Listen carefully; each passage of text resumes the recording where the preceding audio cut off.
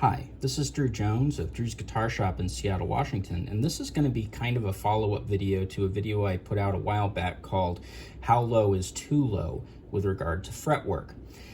This guitar here was an excellent example of very, very much too low. These frets have been ground down to the kind of mid and low 20K territory. That is to say 20 thousandths of an inch.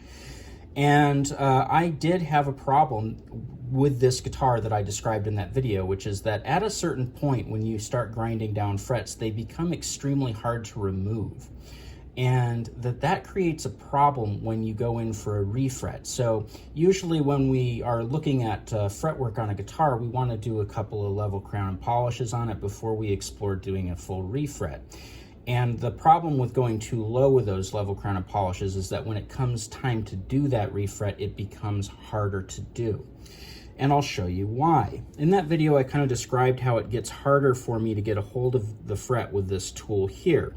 And the reason for that is because if the fret is so low that it gets to this point where it's hard to work with, what'll either happen is that my fret tang or my fret pullers here will kind of glance off the top of it because there just isn't that much material to get a hold of in the first place, or possibly even that the fret has been ground down so much that even if I'm able to get underneath the crown here and start pulling up, that the crown itself is so thin and it's made out of a malleable metal that the crown itself will just kind of bend upwards like little gull wings and kind of provide a lot of problems with getting a hold of it, really. So I wanted to go ahead and show you some examples of some frets that I pulled out of this guitar to kind of show you what I mean here. And I'm going to see if I can zoom in to really show you what it is that I'm looking at. It may take a second to really get this dialed in. Let's see if we can get more contrast going. Okay, there we go. That's probably good enough.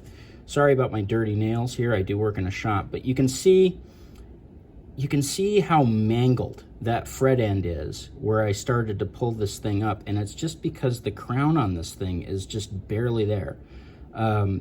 These are, kind of, I would say a little bit on the upper end even of what I would consider to be hard to work with, but we still had problems pulling a few of these to the point that, like, what I had to do is I basically had to brute force my end nipper into the sides of this fret in order to really create kind of a damaged textured surface that I could get a hold of, because at this point with this fret, like, I wasn't slipping under it, I was on top of the fret, on the side here and trying to yank it up from there.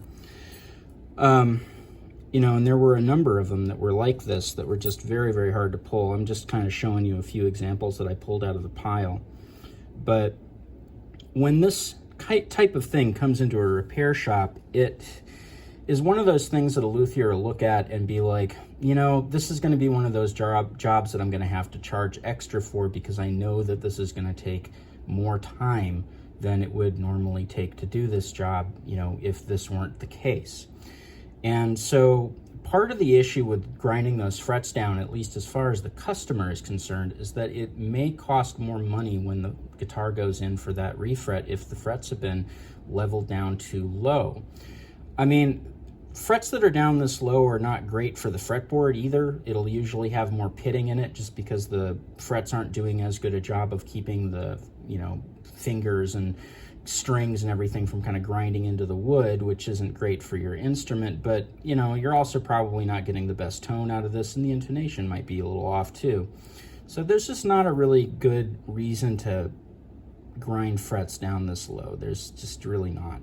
Now, this guitar here is a pan, and so I think that probably what happened here was that somebody was looking at this going like, okay, well, this is an old guitar, but it's like a student grade old guitar, so we're just going to kind of drive it into the ground, and so we'll do this final level crown and polish on it and then plan on the guitar going in the garbage or hanging on a wall. Maybe that was the thought process here. I can't tell you for sure.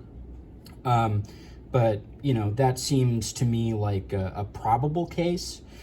But the issue that I take with that is just that if this guitar was worth doing that last little bit of leveling on, could we maybe spend a little bit more on it to do the full refret. You know, that's just my thought process on it, is just that, like, if you're looking at doing kind of a half-assed thing that's going to create problems in the future versus doing the full thing, you know, which is going to be the correct thing to do for the future longevity of the instrument, it's usually best to just opt for the, you know, the best thing and just kind of take the hit in that moment and enjoy the guitar playing its best afterwards. You know, it's the Ron Swanson thing, you know, never half-ass, you know, thing when you can whole-ass thing. I know that isn't quite the quote, but it's something that I think about here a lot.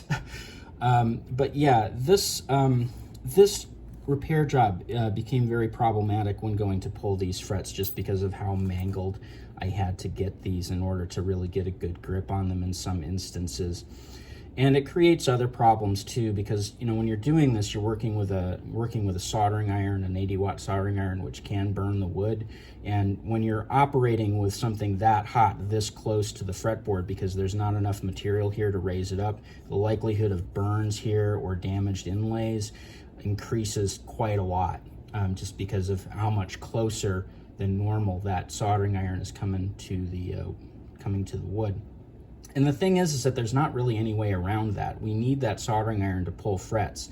There's numerous reasons why. The main reason being that we have to have something that's going to heat up the fret to the point that any potential glue that was used on the tang is destroyed and liquefied, and we can pull the fret up without it, you know, yanking a whole bunch of wood up with it.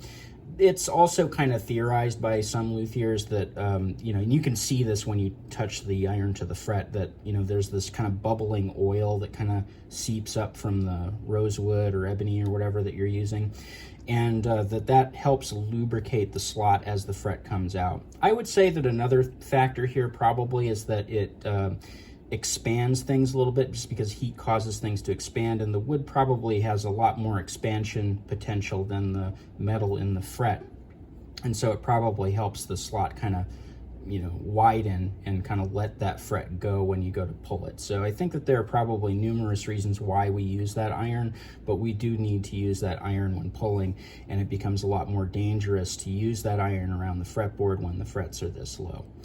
So anyway, I wanted to do this video just because, you know, I think that when I put information like that out there and I talk about this stuff, that players in a lot of instances kind of go, well, haha, that's not a problem I need to deal with. That's for my shop to deal with.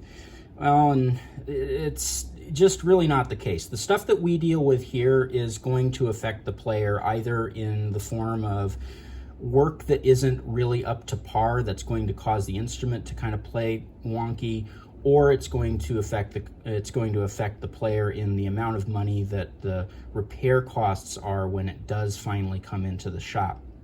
So it's just worth kind of keeping those things in mind, you know, and this is definitely one of those things that I would prefer not to get in here very often, just because of the amount of difficulty that this poses.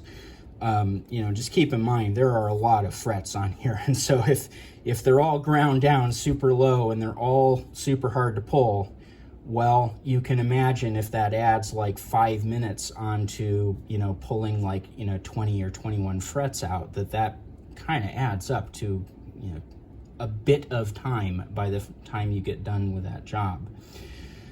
Anyway, if I remember, I'll go ahead and link that other video in the description about how low is too low for frets, and that has some other stuff, some other you know, things that I talk about in that video as far as like what to look for and how to avoid problems with it and what kind of problems can occur. So, you know, keep that, check down there for it, look for it on YouTube if I forget, because I am forgetful.